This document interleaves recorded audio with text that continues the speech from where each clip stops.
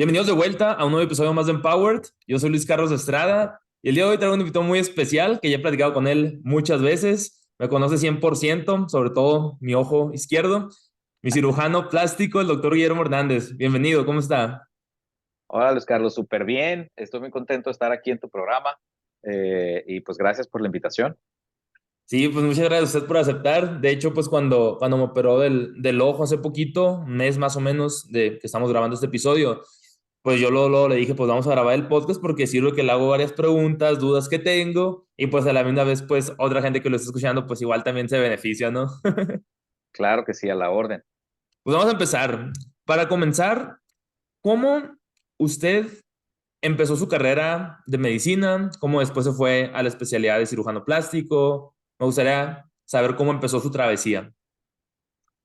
Fíjate que yo crecí en una casa de médicos. Mi papá es neurocirujano y mi mamá es médico. Siempre fue ayudante de mi papá. Entonces, la plática cotidiana en el día a día de mi familia era pues cirugías y pacientes y la sangre y esto que aquello, ¿no? Entonces yo crecí en ese ambiente familiar y a mí se me hacía muy cotidiano. Sin embargo, curiosamente, yo soy el mayor de dos hermanos. Cuando me toca a mí elegir una carrera, pues uno es medio, bueno, yo era medio rebelde y así que decidí eh, escoger un camino diferente y me fui por el camino de la ingeniería. Entonces yo estudié ingeniería electrónica un año y medio antes de darme cuenta que la estaba regando y que realmente yo quería ser doctor y por rebeldía o por querer escoger mi propio camino, no había elegido medicina, así que en cuanto me di cuenta, pues enderecé el rumbo, me cambié de carrera y entonces ya me di cuenta, estaba yo realizado siendo médico, porque era lo que realmente a mí me gustaba y quería hacer, y hoy pues no me arrepiento ni un día de haberlo hecho, ¿no? En la carrera de medicina, pues te exponen a todas las áreas médicas, clínicas, quirúrgicas que hay. Y pues igual yo pensaba que iba a estudiar neurocirugía, que es lo que mi papá hizo, y me encanta la neurocirugía. Se me hace una especialidad muy interesante, de mucho impacto, muy necesaria. eh, pero también estudiando medicina conocí la cirugía plástica, y para la mayoría de las personas escuchar cirugía plástica es sinónimo de vanidad, es sinónimo de estética, es sinónimo de lipos y de boobies y de narices. Pero en la práctica, la cirugía plástica es un área de la medicina muy necesaria porque abarca temas reconstructivos, temas reparadores como el tuyo, Ujú. pacientes que tienen accidentes, pacientes que tienen cuestiones de malformaciones de nacimiento, pacientes que tienen cáncer, que tienen que reparar algún tejido que fue removido. Entonces, la cirugía plástica es más que solamente lipos y boobies. Por Ujú. supuesto que eso es lo que más conocen las personas, pero a mí lo que me llamó fue la parte reconstructiva de la cirugía plástica. Ujú. Y por lo mismo, pues me fui interesando más y más. Y al final de mi carrera dije, no, ¿sabes qué? Yo quiero hacer eso, yo quiero reconstruir, yo quiero reparar cosas que están un poco maltratadas, destruidas, y es un área tan vasta porque nunca te aburres. Un día Ajá. estás, un día estás arreglando una fractura de la cara, otro día estás reconstruyendo un seno que fue removido por cáncer, otro día estás atendiendo a un niño con una malformación del labio leporino, otro día estás haciendo una lipo, otro día estás reparando un paciente que se quemó. Entonces, es muy dinámico, es muy extenso y es muy interesante. No hay dos pacientes iguales. No Le es, toca no a es nada usted, por rutinario. ejemplo, o sea, de todas las experiencias que me dice, son muy diferentes, ¿no? Entre una y otra.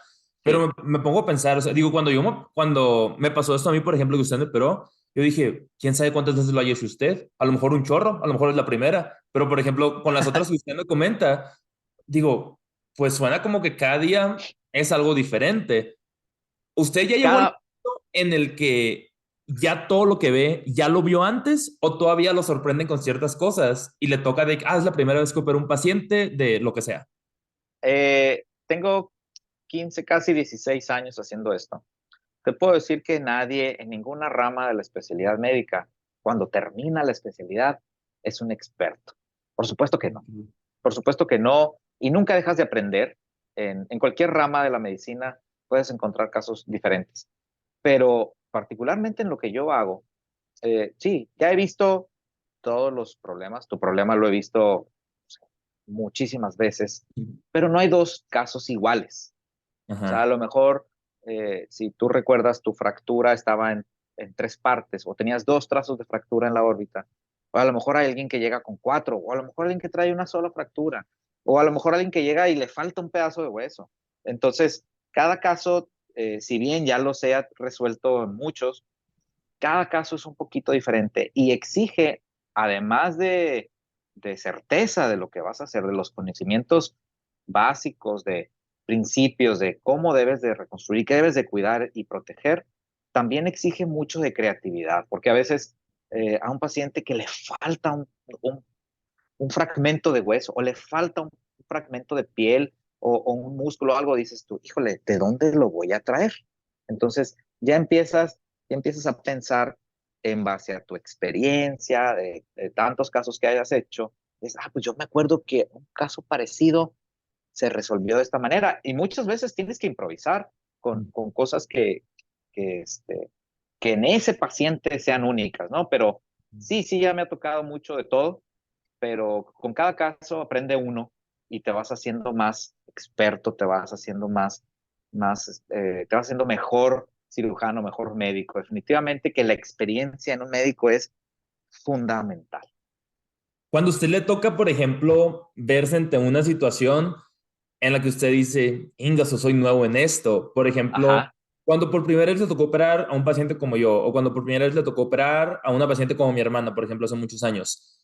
Cuando fue su primera vez haciendo un procedimiento difícil, a pesar de que ya tenía algunos años como cirujano, cuando le tocó esa primera vez de hacer un procedimiento difícil, ¿cómo fue para usted esa experiencia? Si me podría dar un ejemplo de algo que se acuerde. Claro, claro, claro, claro.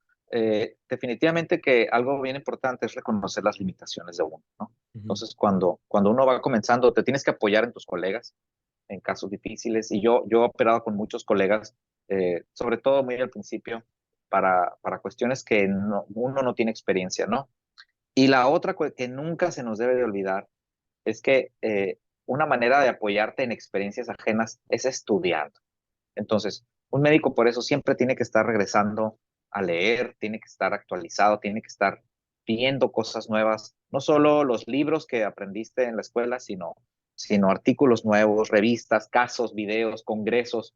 Eso es ese compartir de experiencia te deja un aprendizaje ajeno que a lo mejor se te quedó y cuando llegas y te toca verlo a ti, te acuerdas y dices, mira, yo me acuerdo que ese amigo usó cola loca, bueno, por darte un ejemplo, no, no, no estoy diciendo cola loca, no, pero utilizó esta cirugía que se usaba para un tendón de la mano, lo usó para un tendón de la mandíbula. Entonces, pues, puedes escoger o aprender cosas nuevas yendo a cursos, yendo a congresos, operando con colegas, pero constantemente están actualizando. Y la gente lo dice, ¿no? El médico siempre tiene que estar actualizándose, pero es bien cierto, es bien importante eso.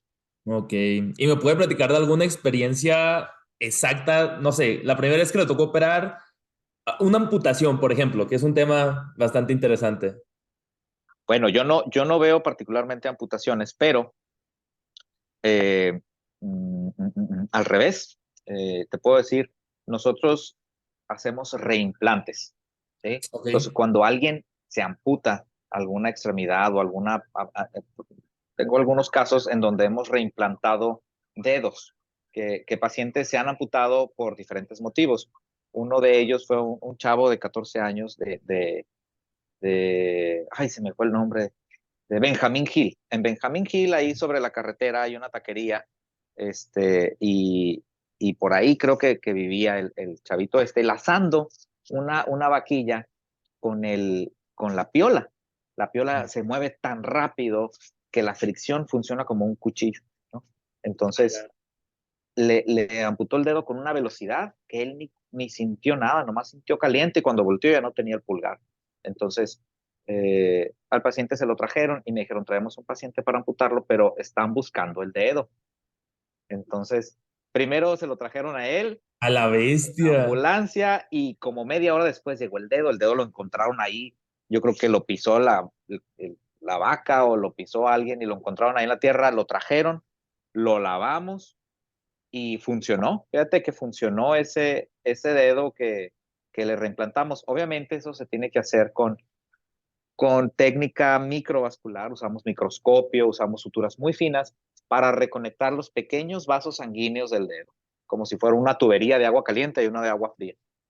Y los nervios se conectan para que haya sensibilidad y los tendones para que haya movimiento. Entonces, ese es un caso así como que único, interesante, porque llega Ajá. el paciente primero y me dicen, ay, le traemos un paciente para reimplantarlo. Y yo, ¿y el dedo? Lo andan buscando. Y luego, y luego, afortunadamente lo encontraron y lo pudimos reimplantar y el paciente tiene su dedo. Otro caso similar de un taquero. Ahorita revolví casos. Ese chavo no era de Benjamín Hill, era de Rayón, ese chavito que lazó. Pero el taquero de Benjamín Hill, si por algún motivo me llega a oír, él tiene una taquería, un puesto de birria ahí sobre Benjamín Hill, que si cada vez que paso lo veo y le pito y le saludo. A él es el taquero, y él se amputó el pulgar también, y también lo reimplantamos y también tuvo éxito ese caso. Pero él no fue con él fue con un machete, Sí, algo me así. imaginé, ajá. Ok. Y la primera operación, ¿se acuerda? Supongo que debe haber sido un momento muy único, ¿no? Lo que pasa es que cuando eres cirujano, tu, tu primera operación empieza cuando todavía estás en entrenamiento, cuando estás Ah, haciendo ok, la ok. especialidad, ¿no? Pero recuerdo perfecto, la primera cirugía que me dejaron hacer fue un apéndice, una apendicectomía. Y yo estaba en primer año, terminando el primer año de la especialidad, o a mediados del primer año de la especialidad.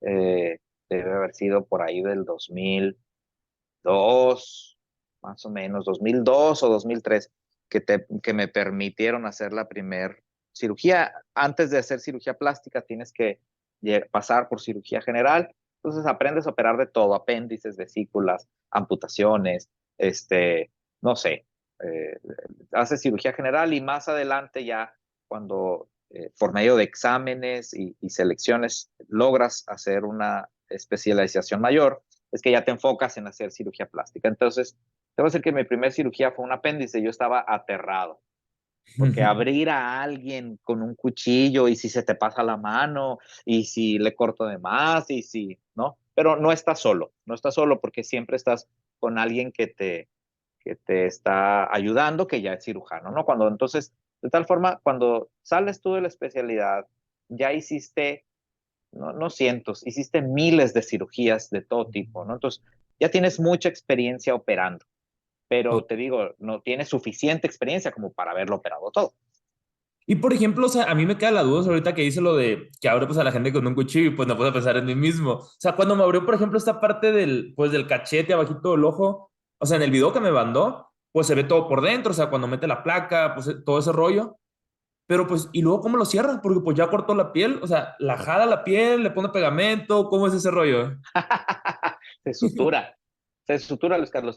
Usamos suturas y obviamente cuanto más profundo llegues al organismo, así como fuiste cortando la piel y luego el músculo y luego llegaste hasta el hueso, bueno, te tienes que ir regresando también en capas y tienes que ir suturando primero el músculo, después la carnita que está abajo de la piel y a lo último la piel. Entonces, eso se llama cerrar por capas, o cerrar por planos y va suturando de tal forma que los puntos que tú viste, los que estaban en la piel, eran cabellitos apenas bien finitos, que aunque hubiéramos quitado esos, pues abajo había otros que mantienen la herida cerrada.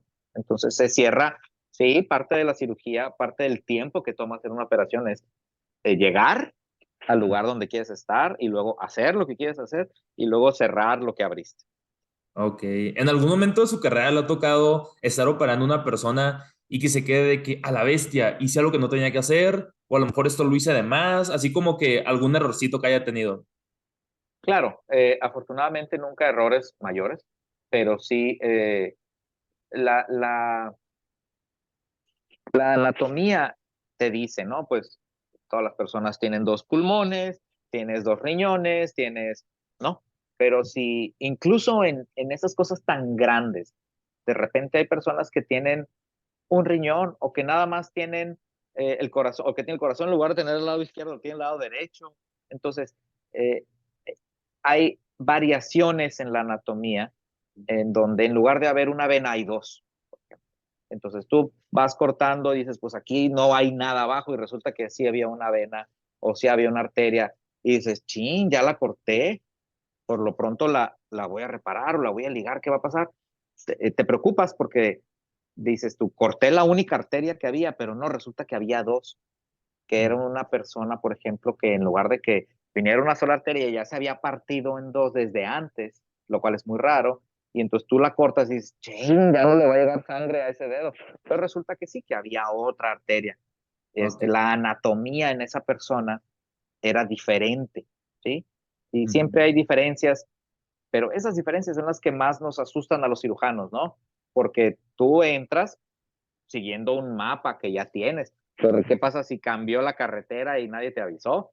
¿No? Ajá. Ese es el tema, ¿no? Entonces, una vez corté una arteria en un dedo en una muñeca porque no estaba donde normalmente está. Y te asustas mucho, pero afortunadamente no era la arteria principal, era una arteria que no tenía nada que estar haciendo ahí. Ok, ok. Pues al menos no fue algo grave, ¿no? Pero sí te asustas y te preocupas y dices tú, a ver, ¿qué? Tengo que ir a revisar qué fue lo que pasó. Y de todas las operaciones que hace, supongo que debe haber pues muchos patrones que se repiten. ¿Cuáles diría usted al momento de que usted va a operar a una persona? ¿Cuáles son como que los riesgos más comunes? Digo, supongo que hay riesgos fuertes y riesgos menores dependiendo pues del caso, pero riesgos generales que cualquier persona que se va a operar van a existir. Claro, si generalizamos todas las operaciones, pues todas las cirugías tienen riesgo de tener una infección. En la piel existen bacterias siempre. Entonces, por eso antes de abrir, desinfectamos y cortamos y luego después mantenemos limpio y damos antibiótico, pero aún haciendo todo eso, existe un riesgo de que una bacteria se introduzca al organismo y que produzca una infección en la herida. Entonces, hay un porcentaje aceptado de infección de herida quirúrgica que puede ir del 1 al 5% dependiendo del tipo de operación, pero que pues aún haciendo todas las cosas bien puede suceder, ¿no? Ujú. Entonces, ahí lo importante es detectar el problema para, si hay una infección, pues resolverla, ¿no? Pero eso es algo que siempre está latente en cualquier tipo de cirugía, ¿verdad? Ok. Ahora, hay otros riesgos más específicos a la persona. No es Ujú. lo mismo operar a un chavo de 20 años de una fractura de la órbita que operar a una señora que se cayó, que tiene 80 años, que tiene un marcapasos y que tiene diabetes de una fractura de la órbita. Entonces, Ok. esas personas que tienen enfermedades tienen un riesgo mucho mayor de una complicación seria, ¿no? Ujú. Desde un infarto, desde una hemorragia, hasta la muerte por alguna complicación con sus enfermedades. Entonces, los casos se tienen que individualizar porque cada persona tiene su historial. Sí, de hecho me acuerdo que cuando estaba a punto de entrar a la cirugía con usted, que el anestesiólogo me dijo, ah, mira, aquí te voy a poner este líquido y te vi relajando. Es de lo último que me acuerdo que me dijo, o sea, me acuerdo que de ahí ya no me acuerdo de nada, o sea, como que inmediatamente me durmió. Y me acuerdo que antes de que me lo pusiera me dijo, no tomas, me dice, no fumas, no te drogas. Y yo, pues no, no tomo ni fumo ni me drogo, pero pues una margarita ahí de vez en cuando, le digo, en mi cumpleaños. Y, no, pues nada que ver, pues no. Entonces a eso viene mi siguiente pregunta. ¿Tiene mucho que ver la salud de la persona? Totalmente, muchísimo tiene que ver. Yo hago mucha cirugía reconstructiva, pero también hago mucha cirugía estética, ¿no? Entonces, los Ajá. pacientes hoy en día buscan mucho la cirugía plástica por el tema de verse mejor, por el tema de corregir algo que no les gusta de su cuerpo. Y desgraciadamente, muchas veces las personas piensan que una liposucción va a resolver su problema de obesidad o va a resolver el problema de sobrepeso que no logran controlar con ejercicio o con dieta o que no lo hacen, ¿no? Entonces, las personas que vienen conmigo y me dicen, ¿sabes qué, doctor? Pues es que yo no puedo hacer dieta ni ejercicio, no puedo bajar de peso, quiero que me hagas una lipo. Esas personas no deben de operarse de lipo. Esas Mm, personas son personas con riesgo alto de complicarse, para empezar.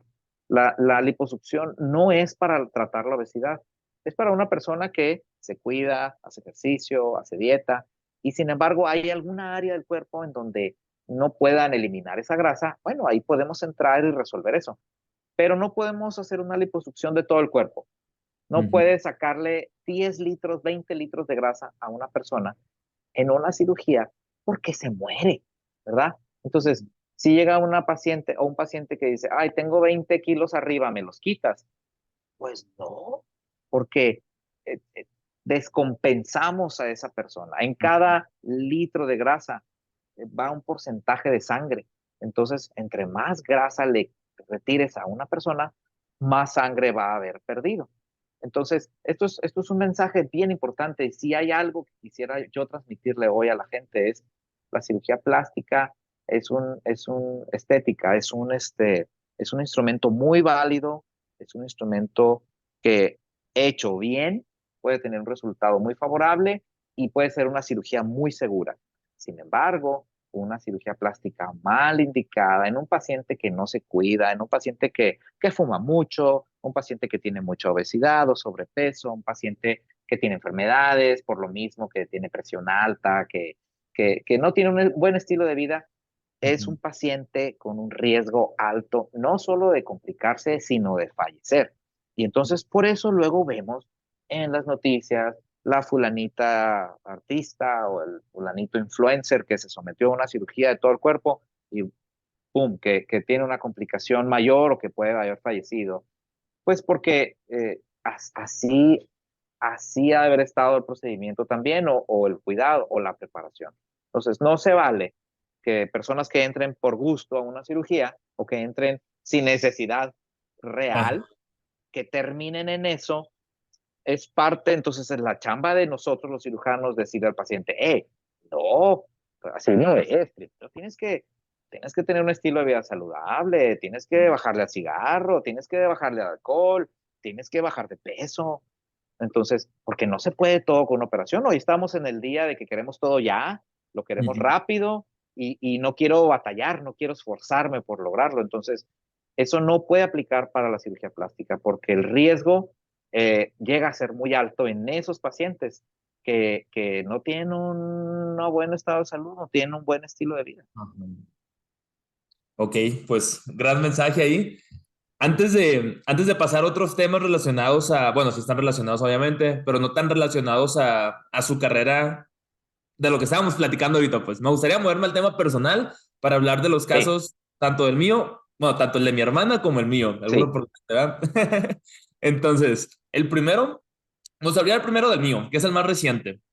¿Cuáles eran los escenarios posibles del accidente? Porque escuché varias cosas, tanto de mi papá como de mi mamá, como de amigos, de mis abuelos, de otros médicos, entonces era como que usted me operó. Entonces me gustaría saber cuáles eran los escenarios posibles y qué tan grave estuve, porque hay varias cosas que me quedo con la duda de que si estaba tan mal o era puro show que se hizo. Entonces me gustaría saber como que para tener claridad. Mira, cuando tú te accidentaste, tu papá, que yo estimo mucho, tu papá me contactó y me dijo, fíjate que Luis Carlos se cayó y está muy grave, está en el hospital, me lo voy a traer de Flagstaff pero me dijeron que va a ocupar un cirujano plástico. Entonces yo me imaginé que tenías la cara deforme, compadre. Me imaginé que parecías un Frankenstein o que te había agarrado el canelo, ¿no? Pero no sabía y tu papá no tenía más información. Entonces le dije, bueno, Carlos, arráncate y cuando sepas algo me avisas, ¿no? Aquí te espero. Y ya, después me dijo, no, pues parece que me lo van a dar de alta, parece que no es nada tan grave internamente, pero que trae unas fracturas ahí. Dije, bueno, nomás le dije, hay que checar que el ojo se mueva bien y que él vea bien. Que tú tuviste una fractura de los huesos de la órbita, que son los huesos que engloban, que mantienen el ojo, la cajita del ojo, ¿no? Entonces, cuando se rompen esos huesos, pues a veces están muy rotos, a veces están poco rotos, pero cuando están muy rotos, como en tu caso, un fragmento puede ir y comprimir o el nervio del ojo o un músculo del ojo que si ese pellizcamiento dura mucho tiempo, puede ser irreversible, puede provocar un daño irreparable. Entonces, nada más, y le dije a tu papá, nada más, si él tiene comprimido el músculo o el nervio, él no alcanza que se lo trasladen para acá, lo tiene que operar allá. Y después me dijo, no, parece ser que no tiene nada de eso, parece ser que es nada más la fractura del hueso y que está movido el hueso.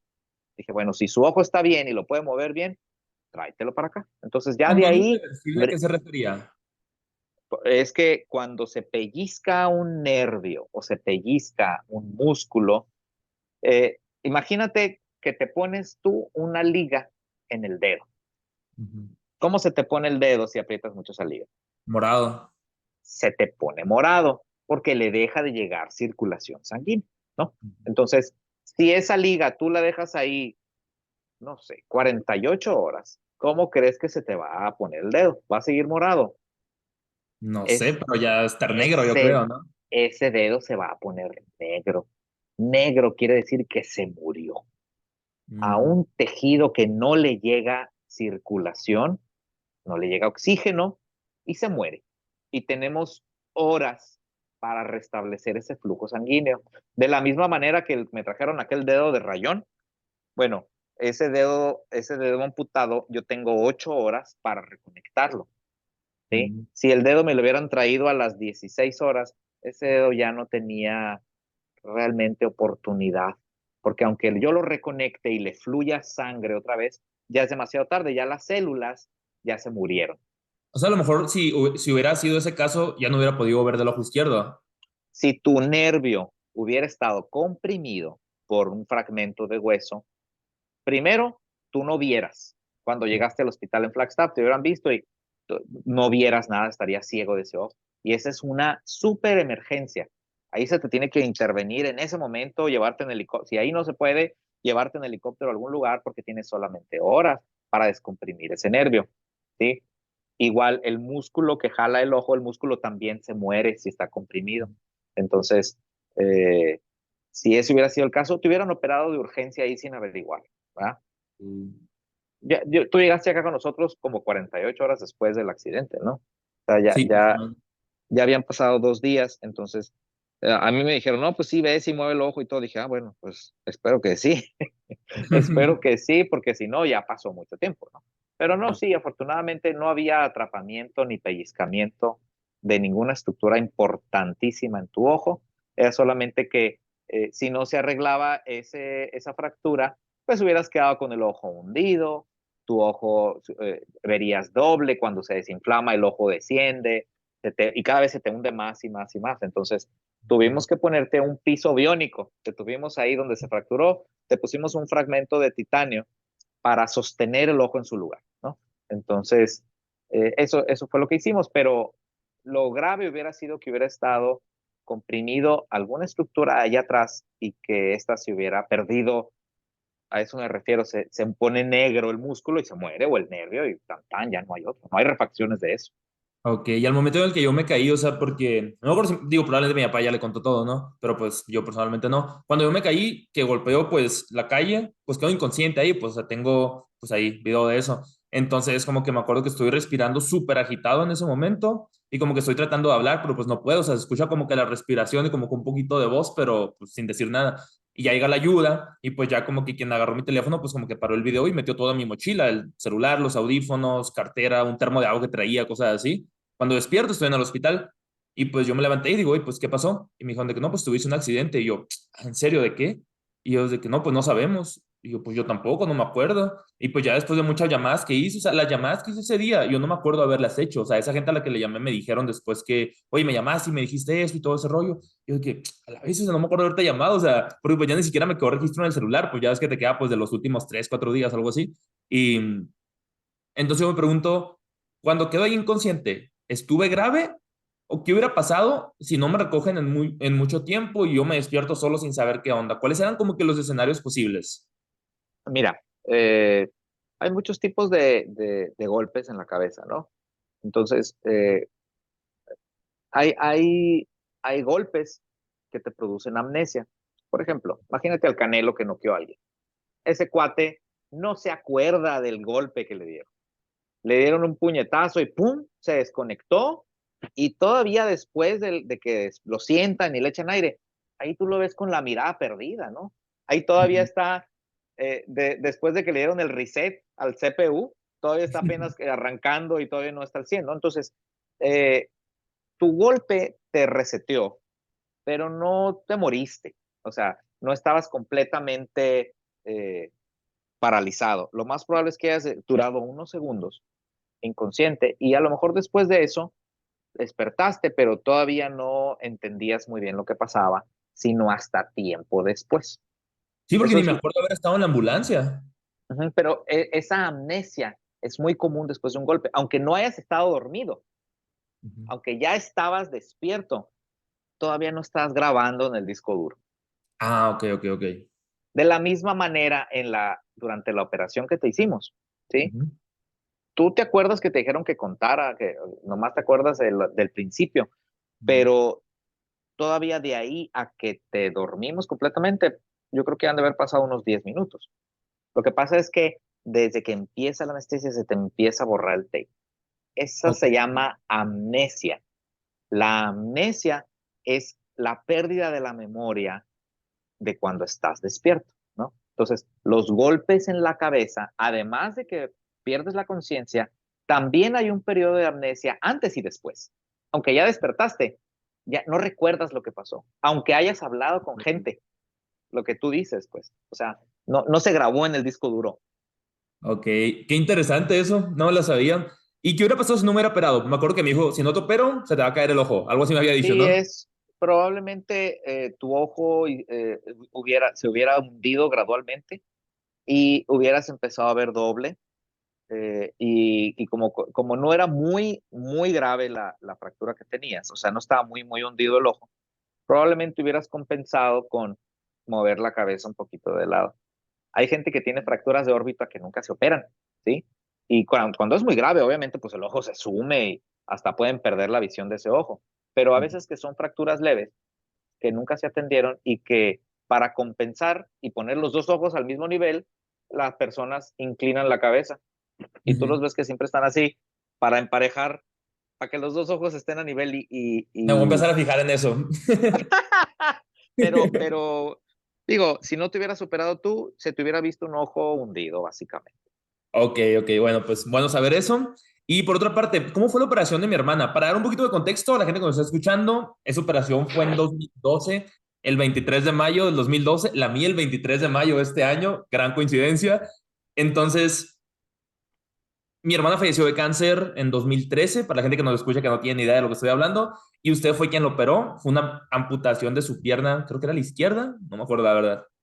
Sí, mira, eso es muy fuerte, Luis Carlos. Yo la verdad, el día que te operamos a ti, tu papá me dijo, porque me dijo un día antes, mañana operas a Luis Carlos, me dice, se cumplen 11 años de la cirugía de Hanna. Te lo juro que me puse chinito, porque ¿cómo estoy operando? Y cuando me mandó el mensaje tu papá, me dijo, son 10 años. Y luego al rato corrigió, ay no, perdón, son 11 ya como que sacó Ajá. cuentas, pero se acordó de la fecha, ¿no? De exactamente esa misma fecha del año. Bueno, yo no amputé a Hannah. Hannah me acuerdo perfecto de tu hermana, qué persona tan, aparte de que era tan linda, todo el mundo la recuerda por la fuerza que tenía, aunque era una niña que sufrió mucho, porque cualquier persona con cáncer sufre, pero ella sufrió un cáncer que le duró algunos años, un osteosarcoma. Era una niña que siempre tenía tan buena actitud y siempre todas las personas que entrábamos salíamos con una sonrisa porque decíamos, no puede ser, o sea, ella nos está animando a todos, aunque ella es la que está pasándola mal. Ella siempre te decía, no te preocupes, no, mira, no te preocupes, voy a estar bien. Y nos cantaba una canción o te hacía un poema, cosas así. Era un ser extraordinario, Han. Y yo tuve la fortuna de atenderla, pero yo no hice la amputación. Como te digo, los cirujanos plásticos lo transferimos, ¿no? No nos hablan para quitar. Pero cuando el cirujano oncólogo, el cirujano oncólogo pediatra que la estaba viendo, Ah, era Paulo, sí, cierto, era Paulo. sí, Pablo la opera y el cáncer volvía y la vuelve a operar y había más cáncer. Y entonces llegó un momento en donde híjole, ya no me da para cerrar, me dijo. O sea, ya le quitamos mucho y ya no hay para cerrar la herida. ¿Qué hacemos? Entonces ahí es donde entré yo. Y entonces hicimos una cirugía para cubrir, se llama rotar colgajos, o sea, es básicamente traer piel del glúteo o del abdomen o de otro lugar para cubrir el hoyo, para cubrir la herida, para que diera para cerrar, ¿sí? Ok. Parecido a injertar piel. Imagínate, para fines prácticos, para injertarle piel en una herida que ya como se fue recortando cada vez más y más, ya no había con qué cerrar, ya no había tejido suficiente. Entonces, por eso es que entre yo realmente a Hannah me tocó verla ya en lo último, cuando ya, te digo, primero fueron cortando de poquito a poquito su pierna, pero en esta parte de la herida de su cadera, ¿no?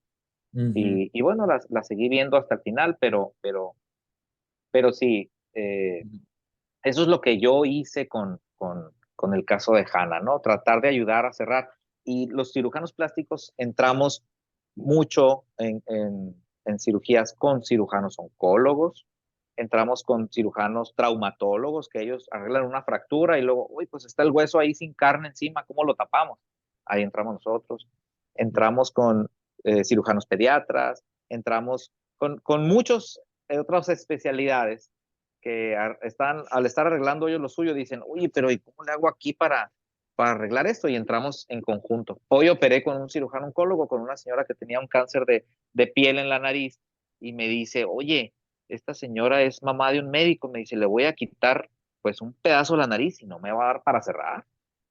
Entonces le dije, yo voy. Y entonces ya hice una cirugía en donde traemos piel de otro lugar para reconstruirle el ala nasal en este caso. Entonces, en esta paciente fue eso, pero en otro paciente puede haber sido la punta de la nariz o un párpado o parte de la lengua. Entonces, eh, te Ok. digo, no te aburres.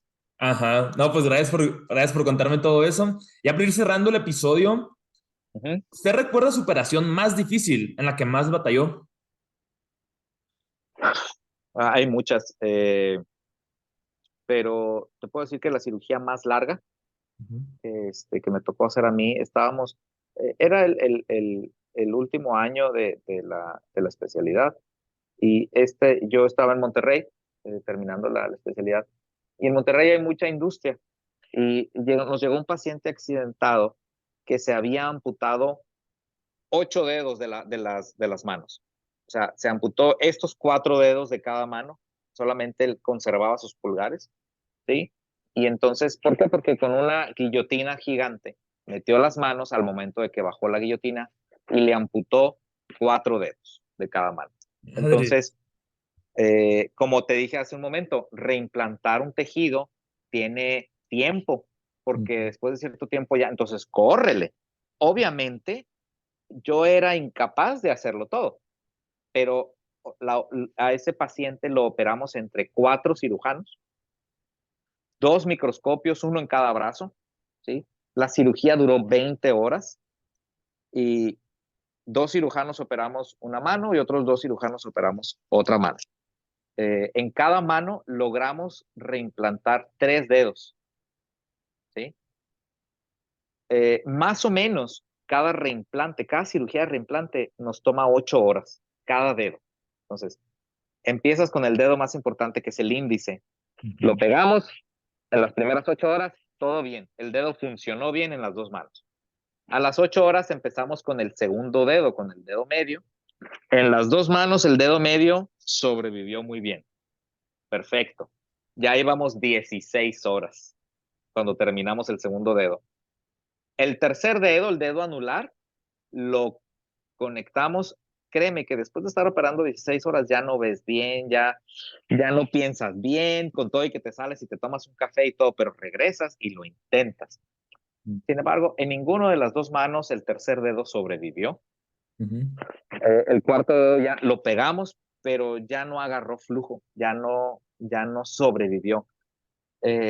No sabemos si fue, ¿por qué? Porque ya tenía muchas horas fuera del cuerpo desconectado, o también porque los cirujanos ya tenían muchas horas operando y ya eran incapaces de hacer un trabajo tan fino como se necesita.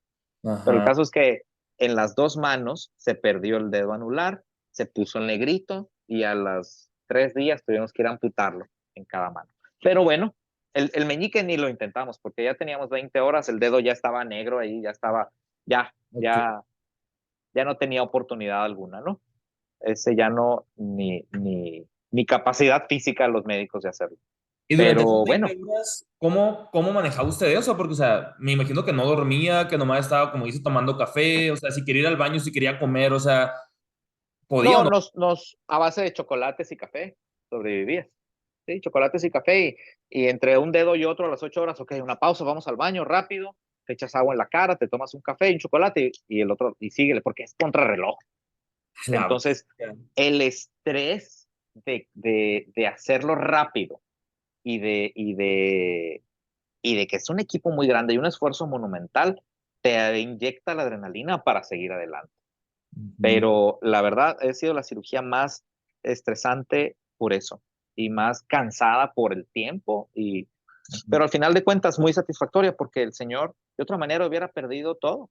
O sea, Sí. en la mano necesitamos tener una pinza para lograr agarrar algo, ¿sí? Entonces él tenía pulgares, nomás no iba a agarrar nada.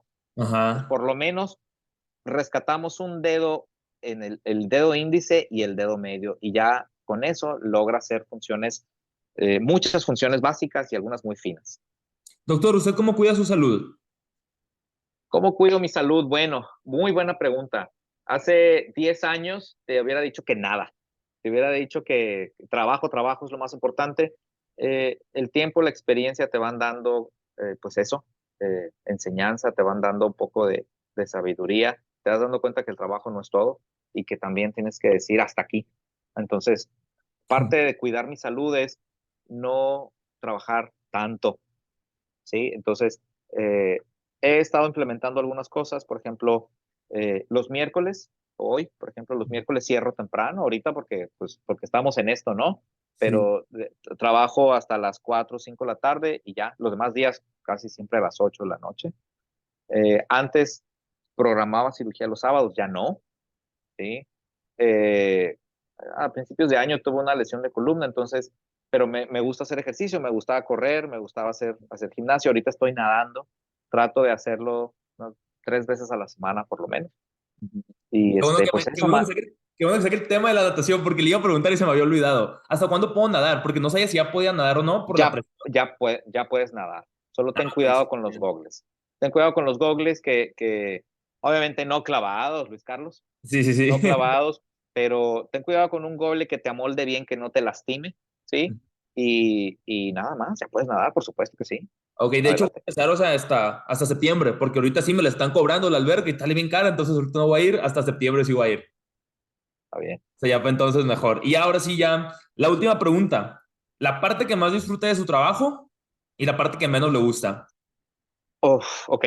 La parte que más disfruto de mi trabajo es la, la felicidad, la alegría, la satisfacción de ver a los pacientes eh, agradecidos, de ver al paciente contento, de ver al paciente que se resolvió su problema, ¿sí? O sea, de cosas que a veces pensaban que iba a ser mucho peor y que no fue así. Entonces, eso, pues eso yo creo que es la motivación de todos los médicos, ¿no? Ujú. Pero no se acaba uno de decirlo, eso es muy padre, ¿sí? ¿Y lo que menos le gusta? Lo que menos me gusta de mi trabajo, bueno, eh, ponerle los pies a la tierra a las personas. Ujú. Como te digo, a veces vienen personas muy ilusionadas, con expectativas muy irreales, ¿sí? La cirugía plástica se presta para eso, se presta para pensar que si se ponen los senos más grandes, o si se arreglan nariz, o si se ponen pompis, con eso van a gustarle a alguien, o con eso van a prevenir un divorcio, o con eso van a conseguir un trabajo, o con eso van a ganar, no sé, algún beneficio, ¿no? O se van a querer más. Entonces, es difícil decirle a las personas de una manera educada, elegante y que te hagan caso que la cirugía plástica no es lo mejor para ellos, ¿sí? En otras palabras, la persona tiene que estar bien aquí primero para Ah, someterse a algún cambio corporal. Entonces, cuando tú detectas focos rojos, una persona que quiere parecerse un artista o una persona que quiere algo que no se puede, ujú. ¿sí? pues le tienes que decir, espérate, no, no es por aquí la cosa. A veces los pacientes lo toman a mal, a veces los pacientes se ofenden, a veces, y te digo, lo trata de hacer uno de la mejor manera y decirle, ¿sabes qué? Pues es que tienes que primero que ponerte a dieta y tienes que bajar de peso. Eso no le gusta escucharlo a nadie, ¿verdad? Pero estaría yo mal ofreciéndole soluciones falsas o dándoles expectativas que no se van a cumplir a una persona, ¿no? Y es parte Entonces a de veces tu ética, ¿no? es parte del trabajo y tú te quedas tranquilo de que hiciste lo correcto, sin embargo, se siente mal porque a Ujú. veces hace sentido mal a las personas. Sí, cierto. Y usted ya pues en su futuro, me imagino que pues tiene metas, ya lleva pues, mi hijo 16 años como cirujano plástico. ¿Cuáles metas profesionales tiene ya para cuando usted vaya a Sí, ser bueno, al final de su carrera? Me imagino que quiere cerrar pues con algo muy fuerte, ¿no? sí, estamos construyendo una clínica aquí enfrente del CIMA. Es una clínica de dermatología y cirugía plástica. Entonces, yo voy a seguir trabajando aquí en Hospital CIMA, donde he trabajado hasta ahora, pero vamos a tener un área más grande para ofrecer tratamientos un poquito más complementarios. Y bueno, es una parte de crecimiento. Ujú. Me estoy asociando con otros médicos para hacerlo más en grande. Y pues bueno, ese es nuestro proyecto Ujú. ahora. Yo siempre pensé, voy a tener mi clínica cuando tenga 10 años de egresado. Bueno, me tardé un poquito más, pero se nos atravesó la pandemia, la verdad, porque este proyecto ya tiene 3 años en el tablero, en el pizarrón, pero bueno, ya este año lo inauguramos, espero ya por ahí de septiembre, ahí te avisaré cuando vayamos a inaugurar, pero este es un gran proyecto que tenemos ya en corto Ok. plazo. Pues si me vuelvo a caer de la patineta y le caigo, ya sabe. No, compadre, no usa No, no es casco, por cierto. favor. Ándale. Bueno, ahora sí, lo que siempre hago con mis invitados, antes de cerrar el episodio, dos cosas. La primera es que mi invitado anterior le tiró una pregunta a usted, sin saber que usted iba a ser mi próximo invitado. Ok, Y usted, ahorita, ya que me conteste esa pregunta, usted le va a tener que tirar una pregunta a mi próximo invitado, que de hecho es en 15 minutos, inmediatamente después de este episodio. ok, Esta persona se llama Edgar Braham. Él estuvo trabajando en Washington como asistente, o bueno, no como asistente, sino como consejero económico de la Secretaría de Economía. Y pues tiene experiencias tremendas en lo que se refiere a temas de economía y finanzas. Y ella le dice, ¿cuál ha sido la decisión más difícil que ha tenido que tomar en su vida? Ya sea personal o de su carrera.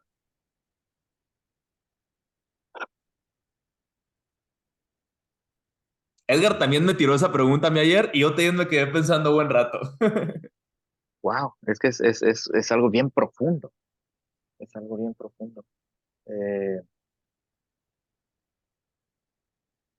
bueno, eh, fíjate que no sé si sea la más difícil, pero realmente fue muy difícil cuando a mí me ofrecieron una oportunidad de irme, terminé la especialidad de irme a España y en ese entonces yo ya estaba casado, mi familia vivía aquí vivía conmigo en Monterrey, pero en la especialidad, digo, en este curso solo podía ir yo. Entonces era una oportunidad para irme a esto en España, pero ya había nacido mi hijo tenía 1 año, entonces por circunstancias de la formación y todo esto, estuvimos separados cerca de 9 meses. Eh, Estuve separado cerca de 9 meses de mi familia, ¿no? Ujú. Entonces, eh, pues esa parte estuvo muy difícil. A lo mejor no es la decisión más difícil porque lo volvería a hacer, Ujú. pero sí fue una época difícil para mí, porque estar alejado de tu esposa y de tu hijo recién nacido tanto tiempo en otro continente, en otra zona horaria, sí, sí se volvió difícil. Afortunadamente, pues bueno, todo fue para bien, pero yo creo que esa decisión fue difícil porque sí fue duro para nosotros. eh, pero bueno. Wow, qué buena respuesta. ¿Y qué, Ah, qué pregunta le gustaría usted hacerle a mi próximo invitado? Ya sabe quién es, yo le dije al inicio del podcast, hombre, no le tenía que me, haber dicho. no importa, pero tengo una pregunta que a lo mejor está por el estilo, ¿no? Ajá. Y que yo le diría, ¿qué habrías hecho diferente cuando estabas empezando con tu vida profesional, laboral, empresarial, lo que sea, ¿qué hubieras hecho diferente de poderlo cambiar? Ok, ya lo apunté aquí. Perfecto, doctor. Y la última forma en la que cerramos el podcast, lo que siempre hago con mis invitados. Yo ya le tiré un chorro de preguntas. Usted tíreme una o dos, se las voy a responder, no importa qué. Pero si un invitado anterior ya me preguntó esa pregunta, va a tener que elegir otra. Así que sea original. ¡Ah! Híjole, este, a ver, Luis Carlos, ¿tú piensas quedarte allá en donde estás? ¿A vivir? ¿A Me ejercer? gustaría, no en Flagstaff, pero sí me gustaría explorar otras áreas de Estados Unidos. ¿Por qué no irme a otro país en algún momento de mi vida? No lo veo no lo descarto. Digo, en México ya llevo 18 años, en Estados Unidos llevo 6, a lo mejor unos poquitos más me faltan, pero como que me gustaría explorar otras partes del mundo en lo que se refiere a vida profesional. O sea, me gustaría mucho, pues, que mi carrera profesional me llevara a conocer otras partes. Porque pues eso también significaría conocer otras personas, conocer otros mundos, otras culturas. Sería como que algo muy interesante. Órale. Y no sé. mm, ¿Qué más? ¿Qué más? ¿Qué más? ¿Qué más? Si pudieras entrevistar a alguien que tú quisieras, ¿a quién te gustaría entrevistar? Esa me lo hicieron ayer o antier, ¿no? ¡Ah! Ajá. Pero la respuesta es Derek Jeter. Derek Jeter. Ok, derechito. Bueno, pues muy bien. Entonces Ok, ahí la Luis Carlos. dejamos, si quiere, Ahí la porque dejamos. Sí, por cuestión de tiempo todavía me está esperando mi otro invitado. Le dije que ahorita en 10 está bien. minutos estaba el link. Y pues para la gente que se quedó escuchando hasta el final, les mandamos un fuerte abrazo. Espero que hayan disfrutado mucho de esta conversación. No se olviden de convertir este episodio, en mis historias de Instagram como @LuisCarlosEstrada2, así me pueden encontrar. Doctor, ¿tiene alguna red social en la que lo podamos encontrar? Sí, LinkedIn, todo, Facebook, lo así que es. usted. Todo lo mío es así, es ARS Plástica, Ujú. Instagram, TikTok, Facebook, página web, ARS Plástica, arte, ars significa arte y plástica, ¿no? Es el arte de la cirugía plástica, entonces ahí estamos a sus órdenes. Ah, pues súper bien. Entonces, gente, vaya ya a seguir al doctor para que siga creciendo su proyecto. Y ya saben, si se caen de la patineta o si se les atora ahí la carreta, pues que vayan con usted, ¿no? Ándale, pues, claro que sí. Sale, pues nos vemos en el próximo episodio. Bye.